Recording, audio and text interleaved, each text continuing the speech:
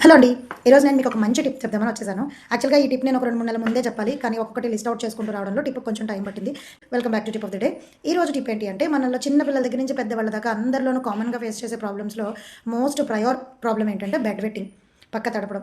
చిన్న చిన్న పిల్లలు కామన్‌గా పోస్తూ ఉంటారు. ఒక 3 ఏళ్ల లోపు పిల్లలు. ఈ రోజు తల్లులందరికీ బద్ధకాలు వచ్చేసి ఒక 3 ఏళ్లైనా, 4 ఏళ్లైనా, 5 ఏళ్లైనా డైపర్‌లేసి శుభ్రంగా పడుకోబెడేస్తున్నారు. మేము లేవక్కర్లేదు. బాత్రూమ్‌కెళ్తే ప్రాబ్లమ్ ఏంటి? దాంతో ఏమవుతది పిల్లలకి ఎప్పుడు వాష్‌రూమ్‌కెళ్ళాలో చెప్పడం తెలీదు.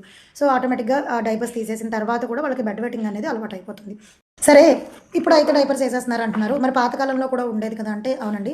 పాతకాలంలోనే కాదు ఇప్పటికి ఇంకా చిన్న పిల్లలకైతే డైపర్స్ ఏస్తాం గానీ అడల్ట్స్‌కి, టీనేజర్స్‌కి లేదంటే ఒక 12, 13 ఇయర్స్ పిల్లలు వీళ్ళందరిలో కూడా బెడ్ వెట్టింగ్ ఇష్యూ చాలా ఉంటుంది. చాలామంది బయటకి చెప్పుకోలేరు. ఎవరిని సొల్యూషన్ అడగాలో తెలీదు. అడిగితే మళ్ళీ వాళ్ళు ఎలా రియాక్ట్ అవుతారో తెలీదు. ఆక్షేపిస్తారేమో అన్న భయం. ఇన్ని టెన్షన్స్ తోటి చాలామంది డిప్రెస్ అయిపోతూ ఉంటారు. సో, కాబట్టి ఏంటంటే ఈరోజు మీ అందరికీ కూడా ఈ టిప్ బాగా హెల్ప్ అవుతుంది. ఇది వీళ్ళకే కాదు రెగ్యులర్‌గా నిద్రపోయిన తర్వాత వాష్‌రూమ్స్‌కి వెళ్ళాల్సొస్తే కూడా ఇది మీకు హెల్ప్ అవుతుంది. ఇందుకే టిప్ ఏంటి అంటే మన ఇళ్లలో అటుకులు ఉంటాయి కదా! ఫ్లాట్ అండ్ రైస్ అంటాం. పోహ అంటాం చాలామంది. చక్కగా ఆ అటుకుల్ని తెచ్చుకొని భోజనం చేసిన తర్వాత పడుకోవడానికి ఒక అరగంట ముందు చక్కగా ఒక గుప్పెడు అటుకులు మీరేం కప్పులు అటుకులు తినేయకూడదు. డైజెషన్ ప్రాబ్లమ్ వస్తుంది. కాబట్టి ఒక గుప్పెడు అటుకులు తినేసి మంచినీళ్ళు తాగి పడుకోండి. అంతే.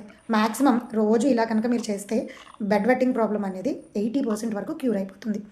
మరి మిగిలిన 20% అంటే it's our self control. Self కంట్రోల్‌లోనే ఉంది.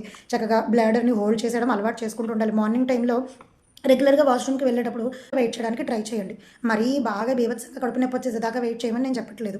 కానీ ఇప్పుడు వాష్‌రూమ్ వస్తే అలా వెళ్ళిపోకుండా ఒక 2 మినిట్స్ దాన్ని హోల్డ్ చేయడానికి ట్రై చేయండి. దీనివల్ల ఏమవుతుందంటే యూరిన్ పాస్ అవ్వడానికి మన బాడీ కొంచెం దాన్ని హోల్డ్ చేయడానికి మౌల్డ్ అవుతుంది. తర్వాత ఎర్లీగా భోజనం చేసి ఎస్పెషల్‌గా ఈ ప్రాబ్లమ్ ఉన్నవాళ్ళు 7:30, 8 కల్లా భోజనం చేసేసి 9కి పడుకుంటారు కాబట్టి 8:15 నుంచి 8:45 మధ్యలో ఒక గుప్పెడు అటుకులు తిని పడుకోండి. ఇంకా చెప్పాలి అంటే కనుక మీ డిన్నర్‌లో ఈ అటుకులతో తయారు చేసిన రెసిపీని తిన్నా కూడా ప్రాబ్లమ్ ఏమీ ఉండదు. సో, బట్ ఏంటంటే డైజెస్టివ్ ఇష్యూ రాకుండా మాత్రమే తినండి. లిమిటెడ్‌గానే తినాలి. అతి సర్వత్ర వర్జయేత్. ఎప్పుడు కూడా అతి ఎప్పుడు ప్రమాదకరమే. సో, చాలామంది ఇంకా ఏం చేయాలి అంటే రోజు అటుకులు తింటే కడుపులో నొప్పొస్తుంది కదా! అని పెద్దవాళ్ళు చెప్తారు అంటే గనక దీనికి మీరు చేయాల్సిన సొల్యూషన్ ఏంటి అంటే అటుకులతో పాటు ఒక చిన్న బెల్లం ముక్క పెట్టండి. ఈ అటుకులు తిన్న తర్వాత ఆ బెల్లం ముక్క పెట్టడం వల్ల మనకి ఆ డైజెస్టివ్ సిస్టమ్ అనేది పాడవకుండా ఉంటుంది. అలాగే బాడీలో టెంపరేచర్‌ని కూడా మెయింటైన్ చేయడానికి ఉపయోగపడుతుంది. రాత్రిపూట ఒక చిన్న బెల్లం ముక్క తింటే బాడీలో టెంపరేచర్ మెయింటైన్ అవుతూ ఉంటుందనమాట. సో, మరి అటుకులే ఎందుకు తినాలి? అటుకుల వల్ల ఏంటి అంత ఉపయోగం అంటారా?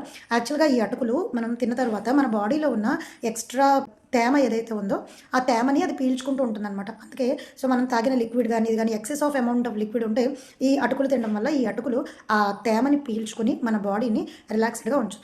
దానివల్ల మనకి యూరిన్ అనేది త్వరగా రాదు రాత్రి పడుకునేటప్పుడు. అందుకే పెద్దవాళ్ళు అటుకులు తినమని చెప్పేవారు. ఒక మంచి వీడియోతో మళ్ళీ మీ ముందుకొచ్చేస్తాను. అంతవరకు నమస్తే. By by.